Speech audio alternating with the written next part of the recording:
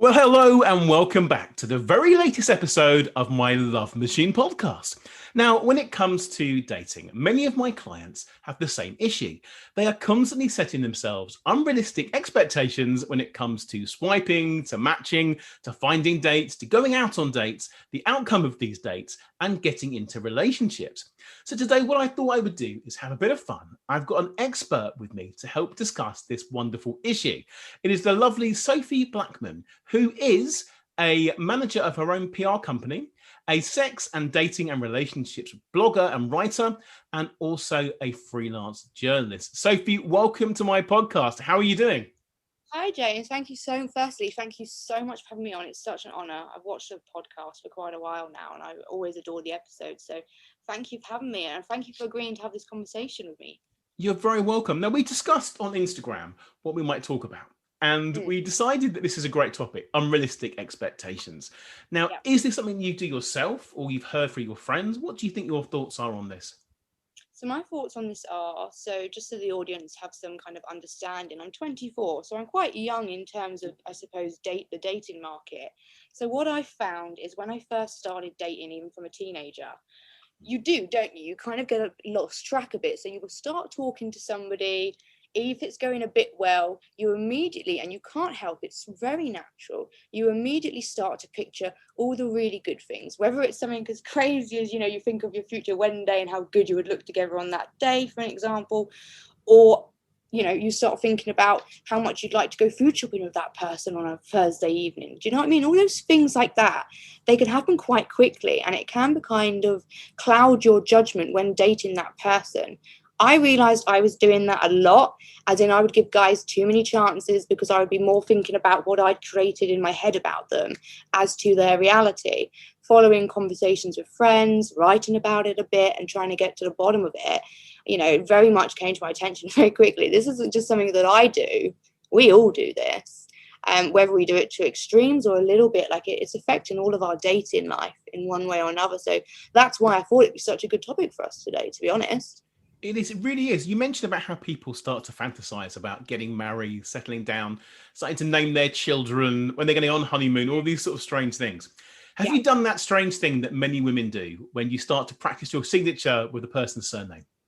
No, I've never done that. I've never done that. I've only ever done it mentally. So I've only ever done it where, like, I will kind of start talking to somebody, and what I will do is I will kind of choose to see how I want to see them in my head over the reality of them. I don't Mm, know. Maybe I do it a bit more because I'm a writer and we have that creative aspect. But yeah. no, I've definitely been guilty of doing that. And now it's something that I really, I've had therapy, and I've even spoke about it in therapy. So if I do find myself doing that, I will switch my mind to the present and the person's present, because I think it's important to date somebody's present and not what you see in them. Even if you see a lot of potential in them, it's I've learned it's dating the present. It's true. There's nothing wrong with being excited about the process and looking Yes. forward to what might happen, but fantasizing about what might happen and what they might be like can only end one way, and that's badly. And the Mm-hmm. reason for this is that the more you talk and the more you have conversations before actually meeting them, maybe it's through text messages, through WhatsApp, or even through Zoom, then all you're doing is creating a false reality, aren't you? Because when you do meet them, they're never going to they're never going to be that person that they are in your head. They're not going to meet the expectations you've created of them because of what you want. They're not, and that's unfair, really, isn't it? Yeah, it's not fair. It doesn't give that person a good chance. You're not actually trying to get to know their true what's the word, authentic self. Mhm. You're going by kind of what you're after, and that's only going to backfire when dating, because that's not going to be the reality you're going to end up dating, and then you're going to have more problems down the line anyway. You are. People do go into this almost like a romantic idea that everything's going to be perfect and the world Yeah. is perfect and it's all going to be red wine and roses and chocolates all the time. But really, Hmm. nobody's perfect. So we have to look for reasons why things are going to work out, but not to go beyond that. Can you give me an example when you've done this quite badly, when you fantasize too much about somebody and it's gone wrong? Oh gosh. Okay, I won't say exactly what age I was, just because I don't feel like that's fair on the ex-boyfriend, bless him, and I don't want him to get like ripped by his friends if they were No, to we listen don't want to to this. pinpoint who it is exactly, do we? Yeah, we don't want to do that. But yeah, I have with one ex-boyfriend, I really, really did not look at the kind of reality of him. We were only together for 2 weeks. I did realise very 2 weeks. quickly. I've had a few of those relationships, so they're not gonna pick up on who it is.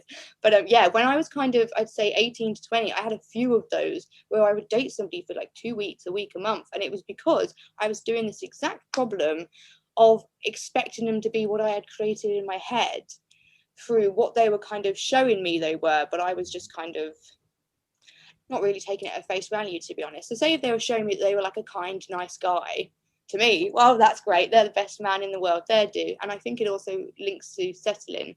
So yeah, I've now been single for 4 years because it's well in my intention and I'm not going to waste anybody else's time or mine. And unless it's aligning and it's reality and it's present, I'm not interested anymore. Is 2 weeks a relationship? Is that even possible? I wouldn't class it as a relationship. No, personally.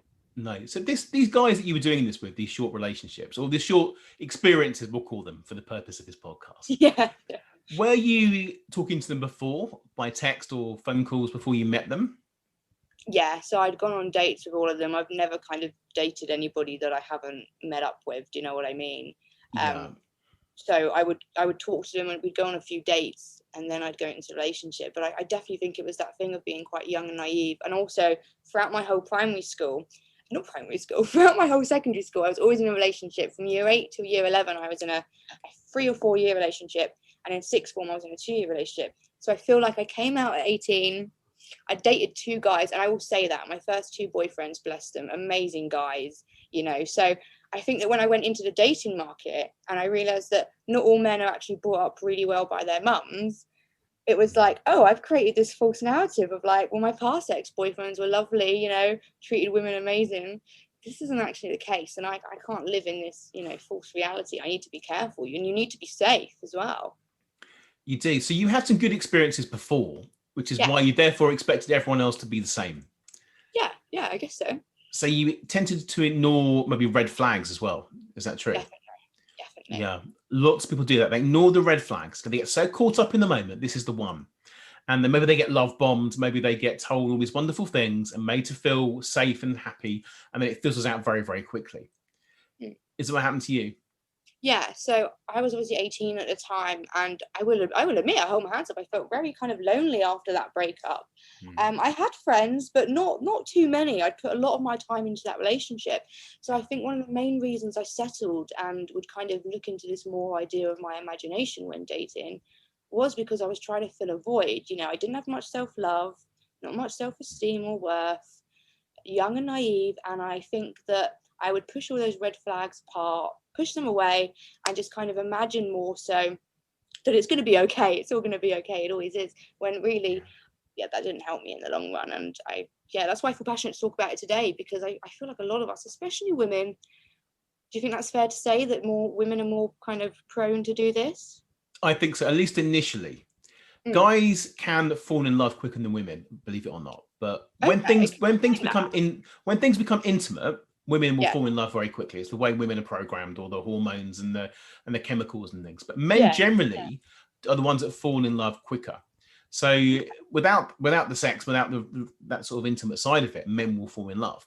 So it does happen. But generally, women are the ones that come to me who have the issues, because they think, I found the guy here. He's all I'm looking for. I've had some bad experiences before. This is the guy. He's saying all the right things. He fits on my criteria, fits on my long list. I'm excited about that. And there's nothing wrong with being excited, as I said before, but you've got to be realistic. And people have all these weird and wonderful ideas. Now, the reason I think this happens is because no one really thinks in advance. Now, you wouldn't think about this at 18 or even 24, but you've got to think about your values and what's important to you in life. And what are your goals in life? What do you want? So you might think this guy's amazing, but if your goal is to ultimately get married and have kids one day, and they never ever want to do that, that's not the right person for you. So by being with them, it's probably a waste of your time and energy. But I wouldn't say that at 18, that is a waste of time, because you need to get some dating experience, don't you? So I think I wouldn't see these as mistakes that you've made in your life and therefore punishing yourself for these issues, because you have to go through this. if you don't date lots of people and get some experience, and like using the word experience now, but I mean Yeah, different ways. If you want to get out there, how do you really know what you want in a partner until you've dated people that aren't what you want? That's what I would exactly. say. But Right. it's very easy to get caught up. And I think one of the reasons this happens as well, people do get caught up in these things, it's because of the media as well. Mhm. You watch something like maybe Love Island and you watch how quickly they supposedly fall in love. And there are the whole Disney romance things and the rest of it. And you think, well, this is what love's supposed to be. It's supposed to be instant. It's supposed to happen. But that's Yeah. not how life works out, is it really? It Well, you takes see the time. girls in there do it, don't you? And even the guys as well, to be fair. You see Mm. them doing it. They're sitting there talking to the others and they're talking Yeah. about their expectations for it and everything like that. And you're thinking, oh my goodness, you poor thing. Like you've met a week ago and there's you're on a dating game show. But Yeah. it's it's the same in real life in a way. Mm. It is. It's accelerated faster on TV because they're put in Mm. a very microscopic environment where they have to, all they do is live, breathe, and sleep dating, don't they? Yeah, But yeah. that tends to be what happens in real life though as well, like you said, because people do get excited. Maybe you're swiping away on these apps and you do meet somebody, you think this is great. How hot are they in this picture? And even pictures can give you false expectations, can't they? Because you look at God. them, they're going to be hot in all the pictures. How important do you think photographs are to you? Um, this is a weird one. So I'm not really on dating apps too much. So Mm-hmm. I don't really tend to look at photos. I prefer to date now that we're outside of lockdown. If we're going Mm. out somewhere, and if I see a guy or a girl I find attractive, I'm okay to approach them. To be honest, now it's fun. I found that confidence. So I don't Yeah. tend to use apps too much. But when I was, photos are important because it's bad, isn't it? But let's be honest. We were talking about this the other week, weren't we, James? Mm. If you have the swipe right dating apps and that, you are judging that person on their appearance. That's the only thing you have on something like Tinder to match with that person. That's Yeah. why I quite like other apps like Bumble and Hinge. Me So too. Yeah. yeah, it was important because that's all there was to go off. But it wasn't because that was my choice. Mm. So that's why I've kind of taken a step back from them. But I think people treat the photos more importantly than they should. They do, and then people forget that these pictures are just them. They're really, really best pictures they've got, and they're Mm. airbrushed, they're filtered, the lighting, the angles are all on there, and they're very unlikely to look the same way in real life. So So even from again, the very start, you're fantasizing, aren't you? exactly that, exactly right from the start. You're seeing this Yeah. picture. Mine, I don't Photoshop them to be honest, but I will kind of change a contrast. I'll wear makeup, I'll have my hair done. When you meet me in person, am I going to look like my pictures?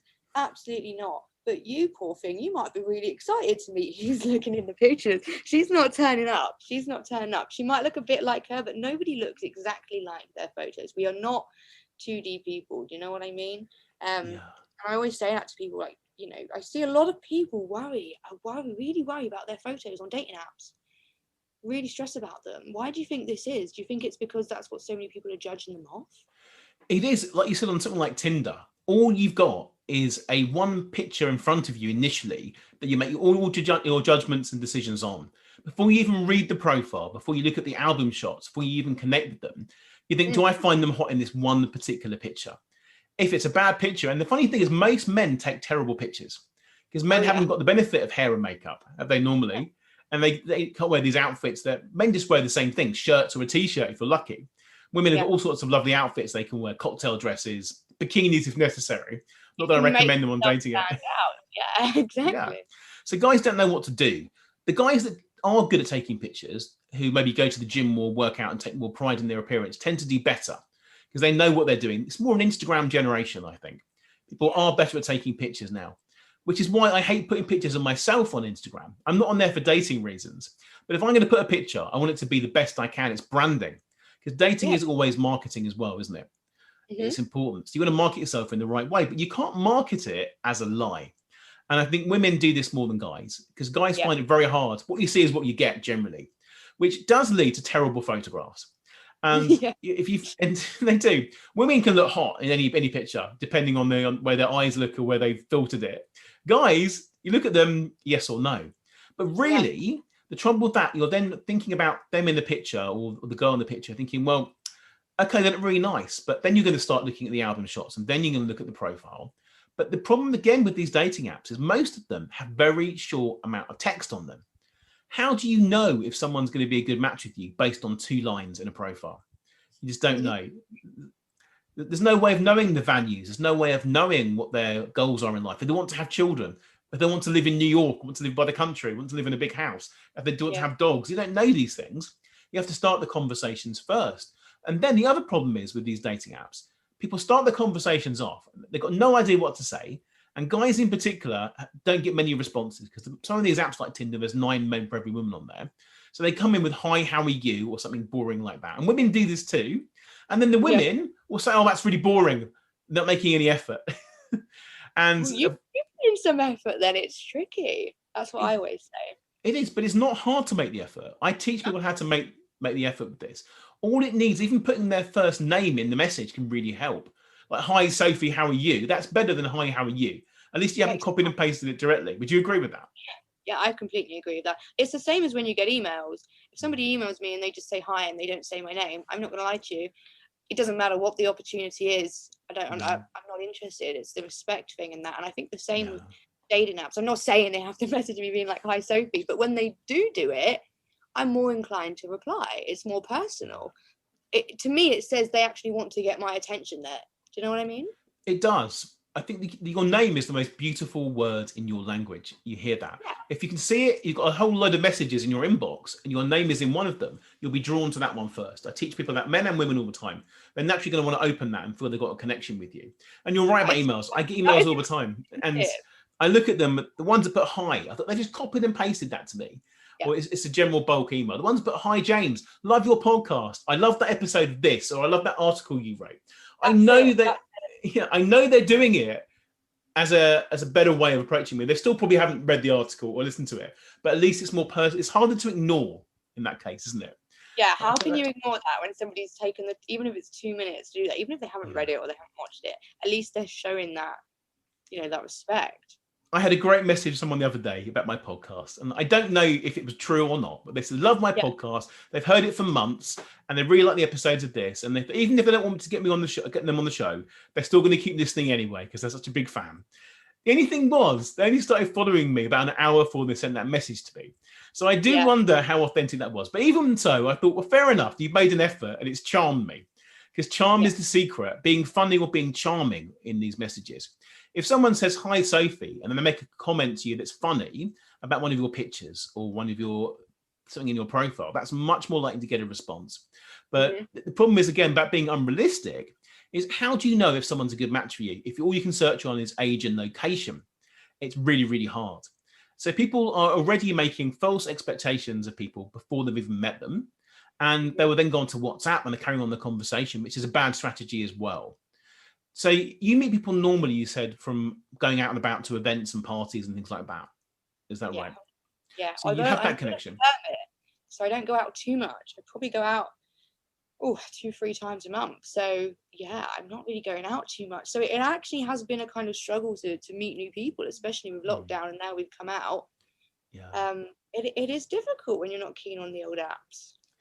It's difficult. People ask me this all the time. How can you meet somebody?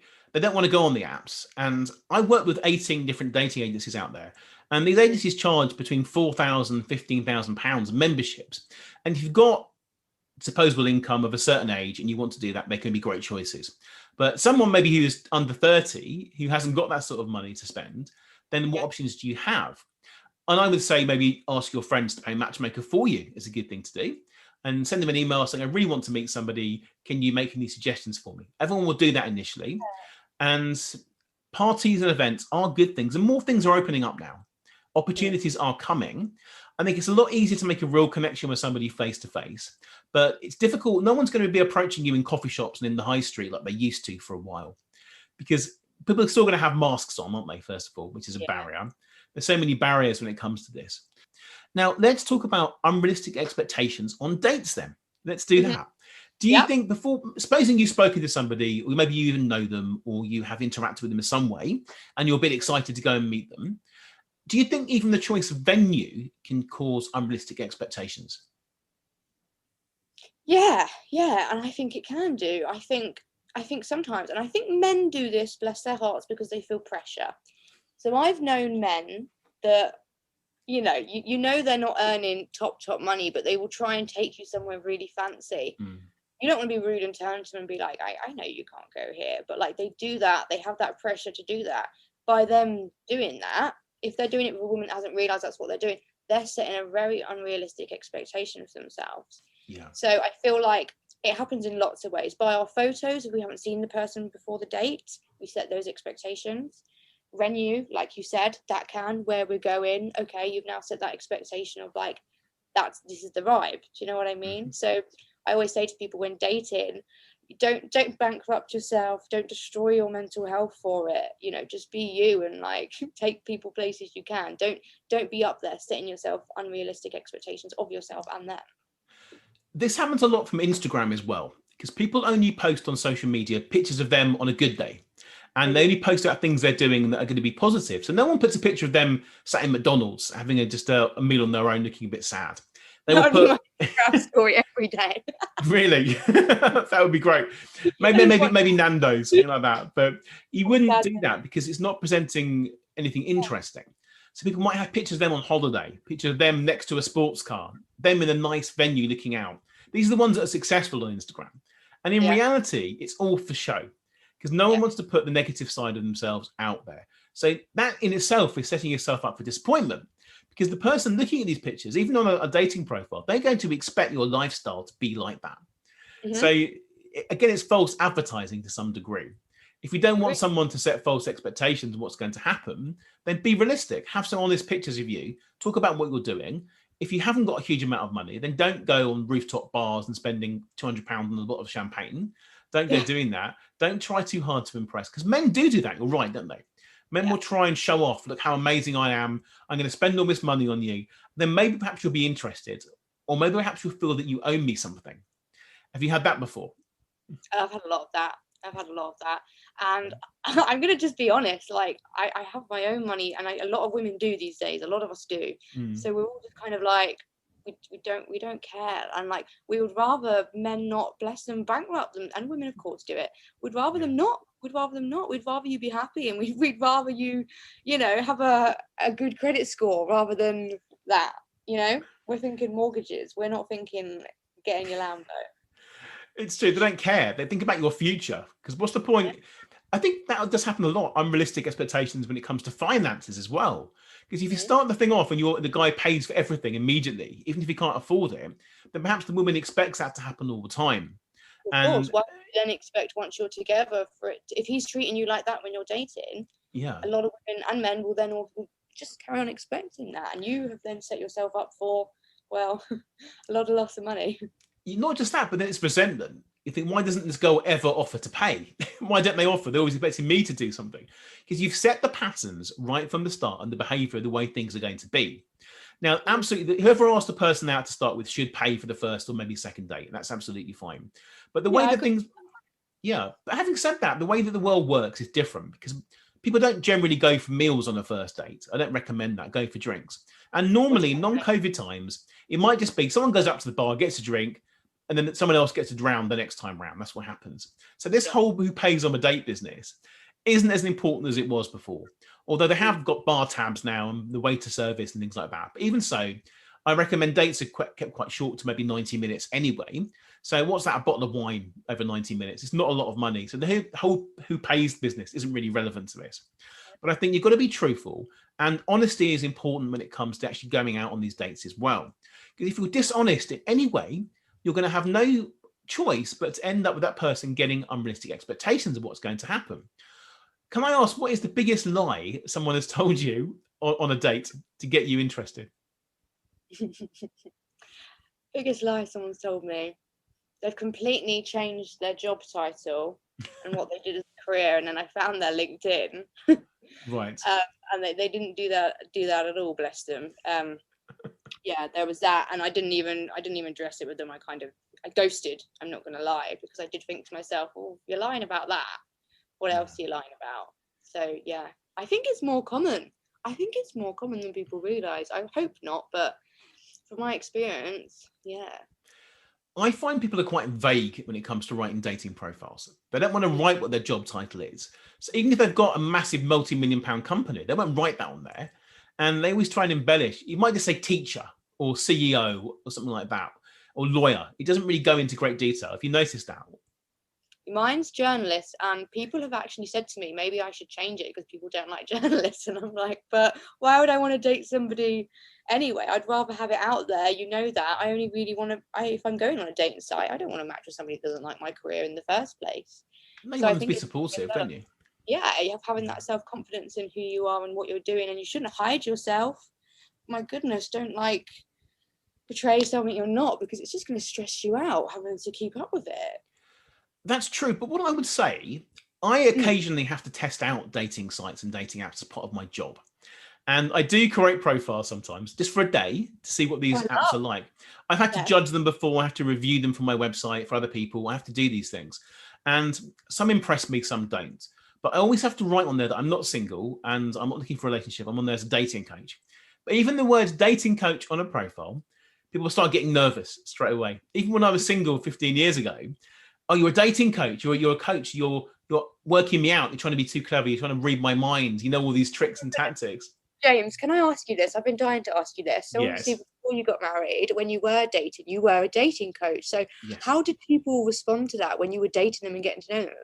Well, I used to be an actor before I was a dating coach. And that was an interesting job in itself, because in the acting world, there are a lot of opportunities for dating. And I was good at getting dates because I would put myself out there. I wasn't always confident. I learned to be confident by being an actor. And it was a great way to do this. So even then, people thought you were an actor, a bit suspicious of it. So you're just acting with me. Are you telling me what I want to hear? When you start saying you're a dating coach, they think, hang on a minute, you know all the techniques. You're reading my body language now. You know what's going on. You're flirting with me because you know. But I found it did help. It gave me more power, even if I wasn't reading the body language in that way, because there's no time to process what's going on. But I found it did help a lot of the time. But sometimes people who were a bit more introverted were nervous about this and didn't want to meet me or didn't want to continue dating because they thought, hang on a minute, I can't keep up with this. And also, because you asked this question, I have to answer it honestly. I sometimes would get accused of being a player back in the day because I was a dating coach. Now, when I was single, I went on hundreds of dates. That's what I did. And it wasn't because I was a player. I just had opportunity and I was seeing what was out there. In the acting world, you get groupies, you get fans, and a lot of people you work with are gay. So it worked out really well for me because I had lots of choice from that.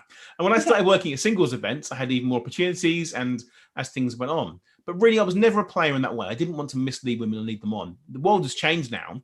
The pickup artist industry is terrible. And it's a really terrible thing. And I only teach people long-term strategies to get into long-term relationships.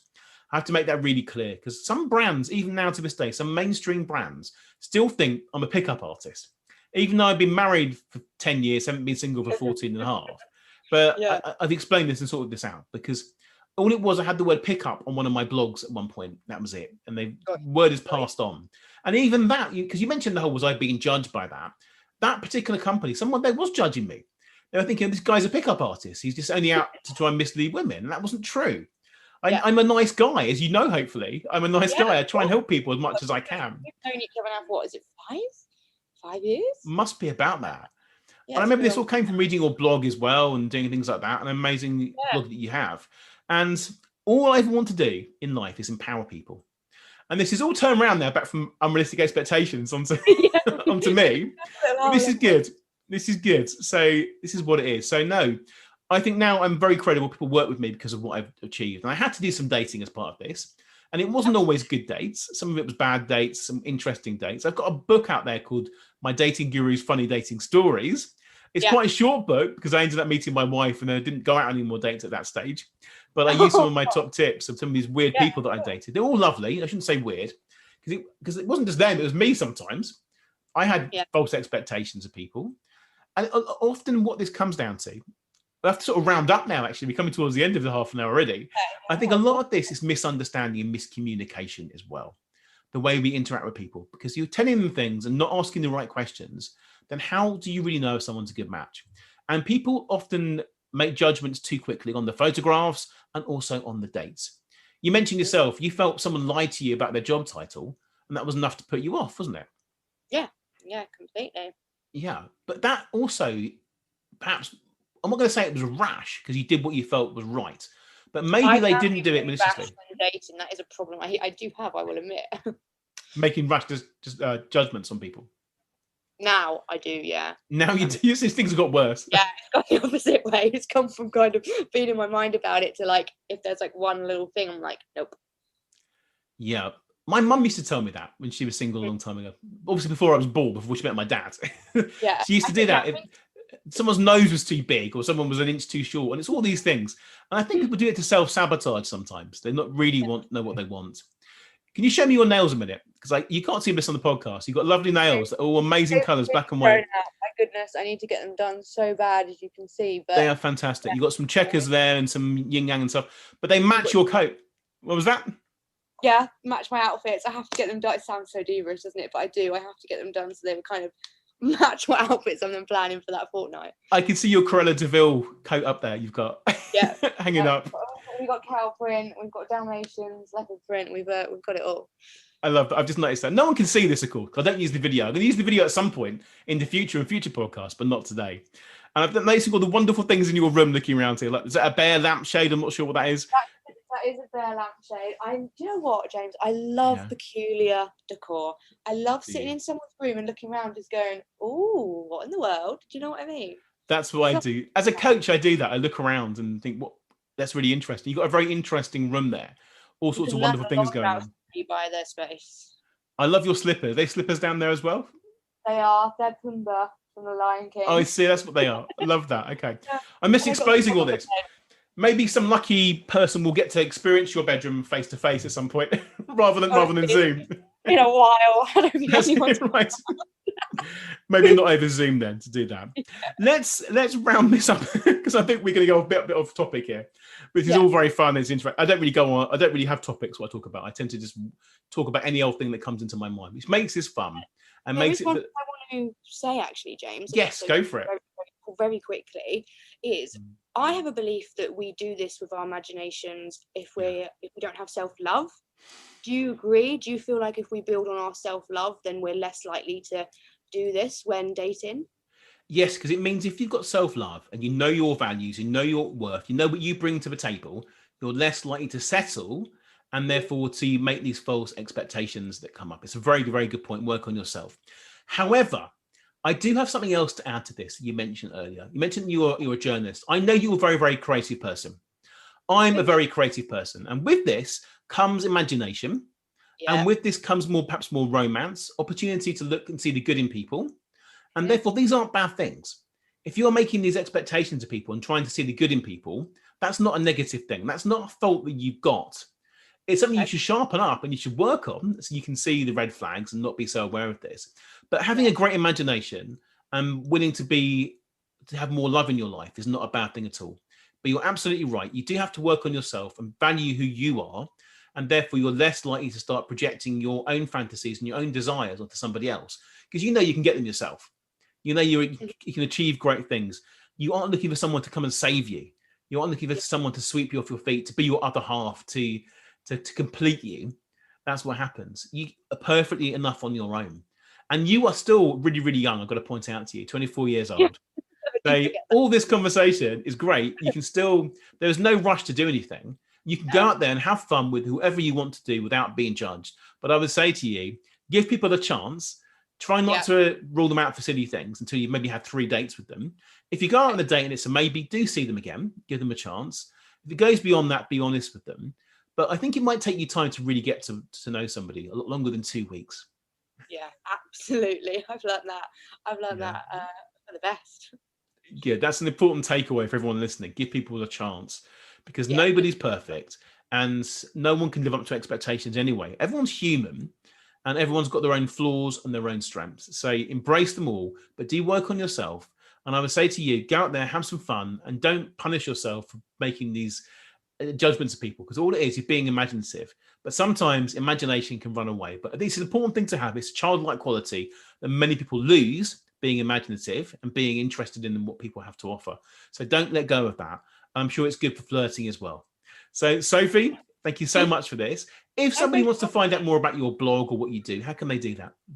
They can find me on Instagram at Sophie Blackman. Twitter it's Sophie Blackman, and then they can also find my magazine, which does loads of sex and relationship articles, over at rareviolet.com. Fantastic. Well, thank you so much for joining me today. This has been a really fun topic. and have a lovely rest of the day. I'll speak to you soon. You too, James. Thank you. Bye. Bye. Thank you so much for listening. I'd love to give you a free copy of my latest book, which you can download right now from my website, jamespreece.com. If you enjoyed this podcast, I'd really appreciate it if you could share the love by taking a few seconds to write a positive review on the iTunes store right now. See you next time.